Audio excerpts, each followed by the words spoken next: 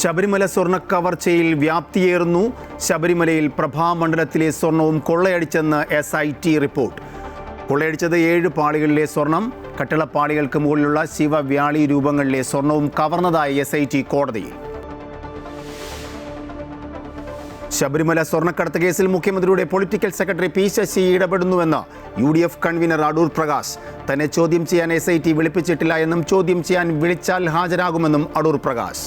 ചാനലിലൂടെ മാത്രമാണ് അടൂർ പ്രകാശിനെ SIT വിളിച്ചിട്ടുണ്ട് എന്ന് എനിക്കറിയാൻ കഴിഞ്ഞിട്ടുണ്ട്.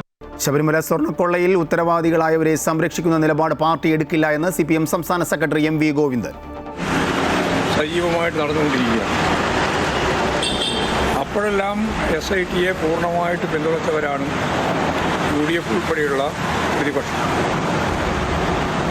കാരണം ഹൈക്കോടതിയുടെ നിർദ്ദേശാനുസരണമാണ് അവർ തന്നെയാണ് SIT രൂപീകരിച്ചത്. അല്ലാതെ ഹൈക്കോടതി നിർദ്ദേശിച്ച് ഗവൺമെൻറ് രൂപീകരിച്ചതല്ല. സംസ്ഥാന സർക്കാരിൻ്റെ നവകേരള റെസ്പോൺസ് പരിപാടിക്ക് തുടക്കമായി. 10 വർഷത്തെ ഭരണനേട്ടം ജനങ്ങളിലേക്ക് എത്തിക്കുക ലക്ഷ്യം. ജനങ്ങൾക്കിടയിലേക്ക് ഇറങ്ങുവാനുള്ള സർക്കാർ തീരുമാനം ജനുവരി 20-ന് നിയമസഭാ സമ്മേളനം തുടങ്ങാനിരിക്കെ.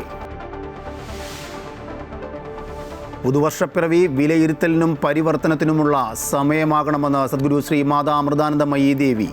പരിണാമമാണ് പ്രകൃതിയുടെ നിയമമെന്നും ജീവിതപാതയിൽ മുന്നോട്ടു പോകണമെങ്കിൽ ജീർണതകളെ ഉപേക്ഷിക്കണമെന്നും അമ്മയുടെ പുതുവത്സര സന്ദേശം. ലോകവും ശാന്തിയും സന്തോഷം കളിയാടുന്ന ഒരു പുതുവർഷം. നമ്മൾ നമ്മളുടെ ലക്ഷ്യത്തിലേക്ക് കുറെ കൂടെ അടുക്കുന്ന സാർത്ഥകമായ പുതുവർഷം 2026 സാക്ഷാത്കരിക്കാൻ നമുക്ക് കഴിയട്ടെ. അനുകൃപ മക്കളെല്ലാം അനുഗ്രഹിക്കട്ടെ. സേവ് ബോക്സ് ബിഡിംഗ് ആപ്പ് നിക്ഷേപ തട്ടിപ്പുമായി ബന്ധപ്പെട്ട് കമ്പനിയിൽ നിന്നും നടൻ ജയസൂര്യയ്ക്ക് 1 കോടിയോളം രൂപ കിട്ടിയെന്ന് ED. ജയസൂര്യ ED വീണ്ടും ചോദ്യം ചെയ്യും. ജനുവരി 7-ന് ചോദ്യം ചെയ്യലിന് ഹാജരാകണമെന്ന നിർദ്ദേശം.